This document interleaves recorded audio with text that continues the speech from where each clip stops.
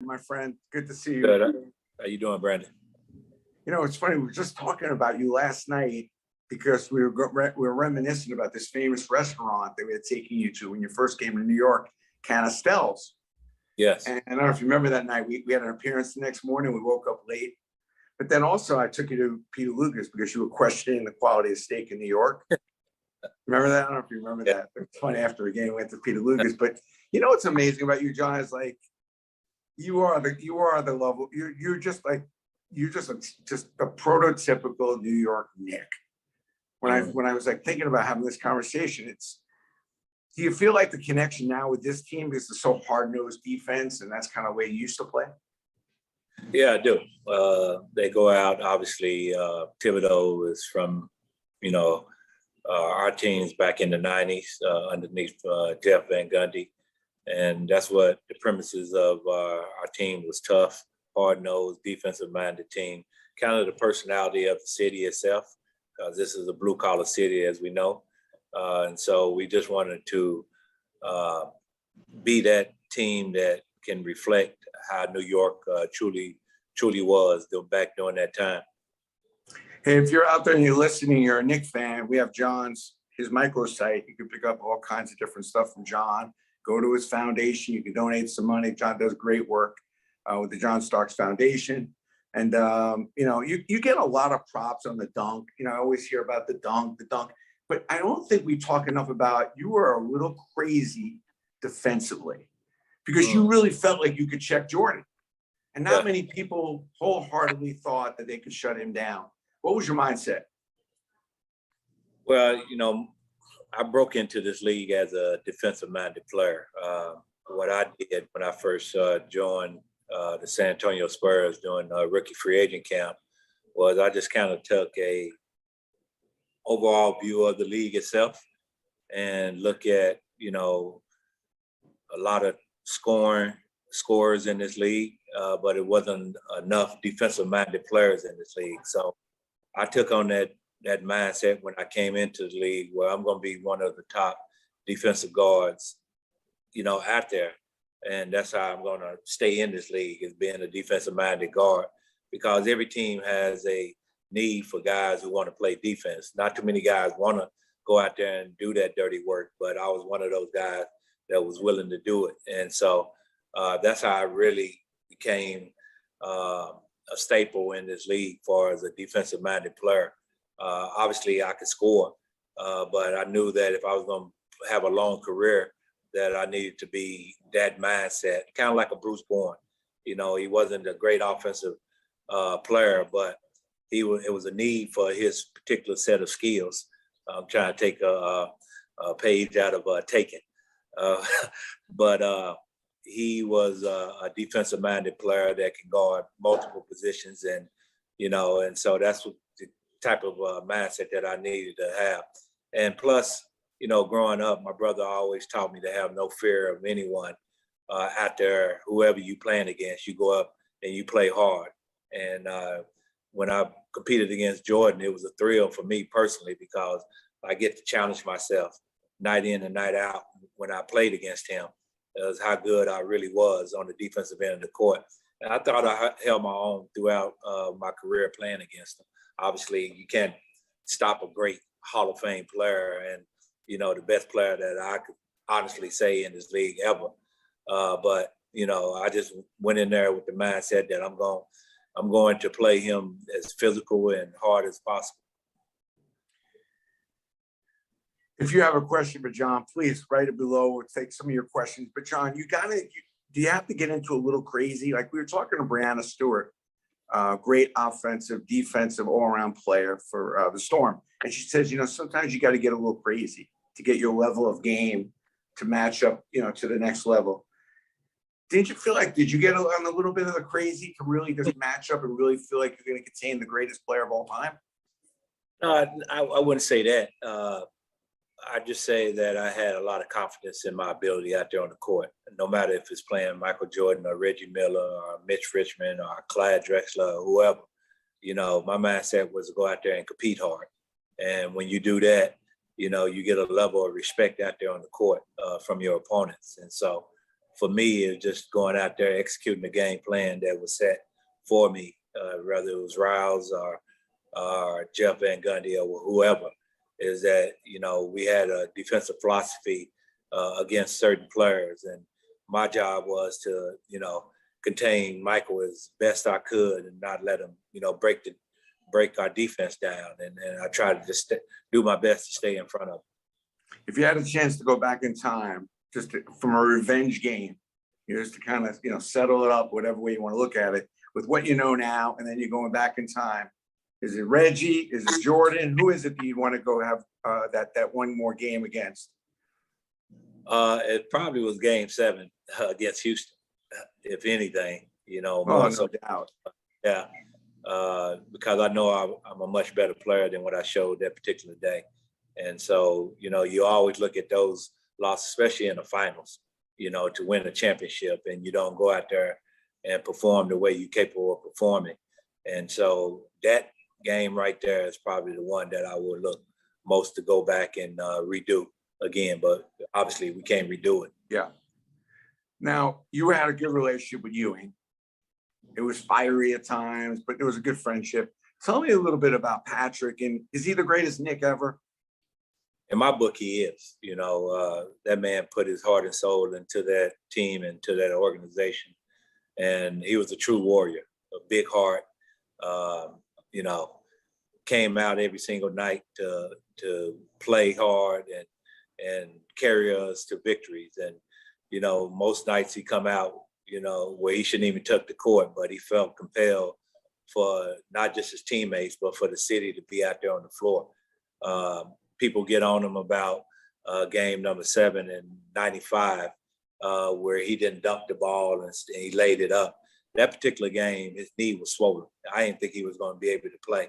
His left knee was swollen, and I don't know how he did it, but he did it. And so I commend him for doing his best. A year before, he probably would have dunked that. You know what I mean? But in that particular case, he shouldn't even been out there on the court, but he just felt compelled to go out there. But that's just Patrick. He has a heart of a warrior, and he's going to do whatever it takes in order to take that court. I mean, you think about a dominant big man like that, offensively and defensively, the short game, could really score so many different ways, but never let you down defensively, and also never let you down. Was a practice player. Yeah. Never use an excuse. You are the beneficiary. He always was taking care of you, though, John. Oh, no I'm like, question. Whose car is this? We were driving in a car and I said, well, this is Patrick's car. Yeah. But he sold it to me. Yeah, exactly. Well, everybody had dibs on his cars when he wanted to get rid of them, because we knew we was going to get it at a good discount rate. John, tell me about your foundation, John Starks Foundation. You've done so much in the community. What's funny about you is you always did a lot in the community. Even when you played and you were a big star, you always were giving back. Tell me about the Starks Foundation. I know you do a great job with a bunch of events, but what exactly does it do? Well, what we do, we give out scholarships to deserving students graduating from the tri-state area. Every year we give out about 15 scholarships a year. We've been doing it since 1994, which I'm very thankful. I have a great director who runs my foundation, Jennifer Alpert, who does a tremendous job of making sure that this foundation continue to move forward.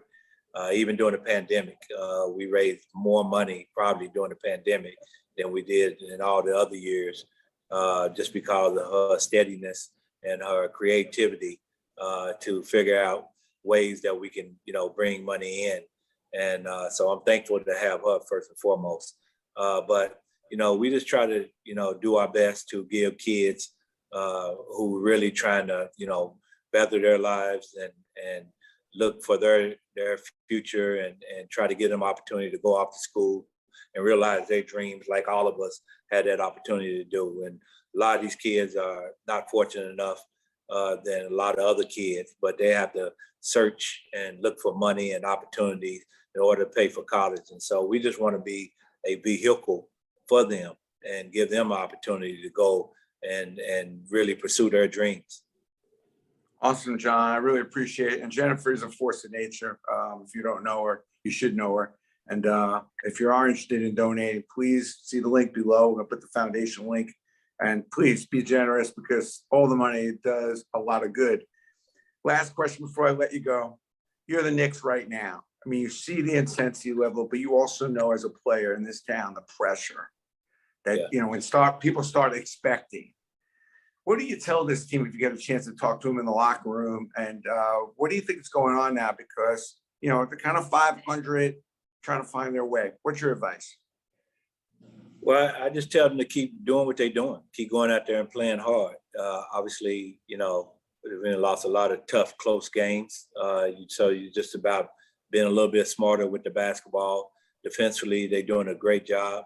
This team goes out and they lay it out there on the line every single night. And that's, you have to give Coach Thibodeau a lot of credit for that. He developed a culture. Obviously, the culture that we had back in the 90s, defense first, offense second, and that's going to give you an opportunity to win a lot of ball games. And so they just kind of finding their way right now. I think once they settle in and get comfortable with everything and what's going on right now, obviously some changes has been made with Kemba Walker going to the bench and putting Alex Burks in there as the starting point guard, which he's been doing a terrific job. And so it just got to get comfortable with what's going on right now. But they're going to be all right. They just, like I say, just have to be a little bit smarter down the stretch and make sure they take care of that basketball and keep doing what they're doing. You have a favorite player right now that you see a little bit of yourself in on the team? I know it's hard. Love Quickly. Me too. I love Quick. Attitude. I love that he's not afraid of the moment, as you can see. He's willing to take big shots. Defensively, he gets after it. 94 feet, he's pressing the basketball, and that's what you like to see in your young players who can get up and play that aggressive style of defense. And so he kind of sets the tone, especially when he was coming off the bench. It kind of, you can see the energy level picks up when he's out there on the court. And so I'm excited. I truly am. Obviously, Obi Toppin is truly coming along this year. And so, the Knicks, we're in good shape.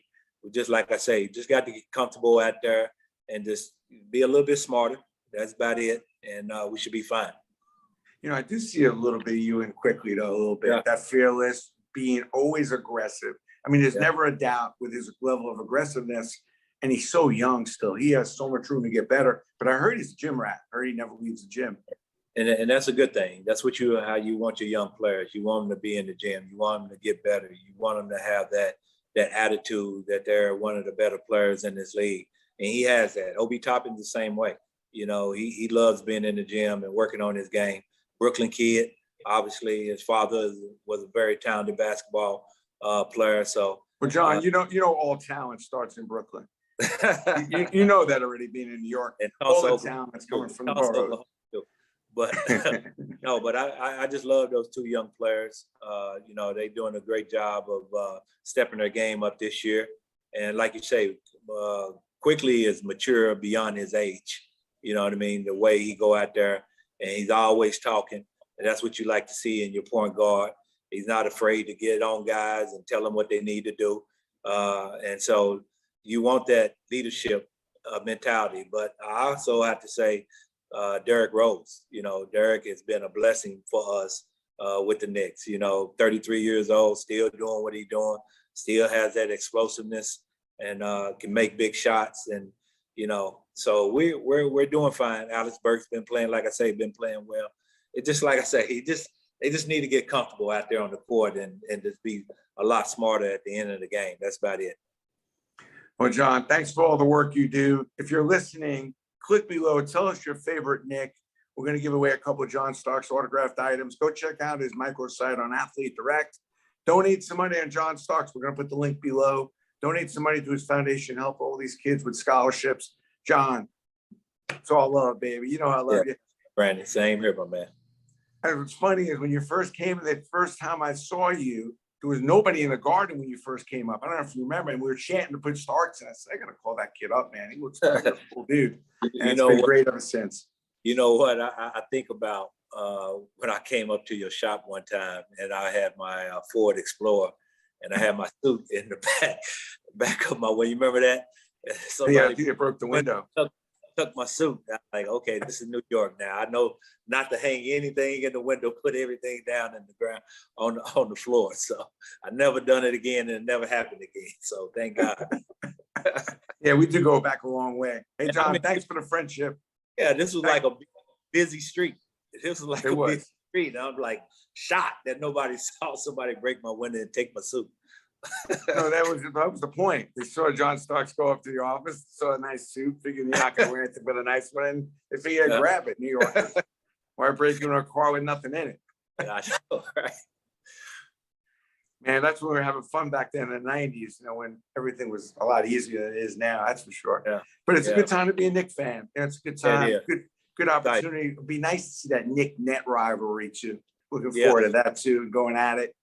Yeah, The ultimate offense. When then it's got this whole offensive hype.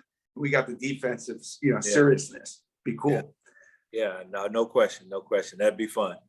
All right, John. Be well. Take care. Hope to see you again before the holidays. Thank you, John Starks Foundation. And we'll catch up with you soon. Thank you, everybody. All right, John. Peace out. Thank you, my friend. You're welcome. Talk to you soon. Thanks. You're welcome.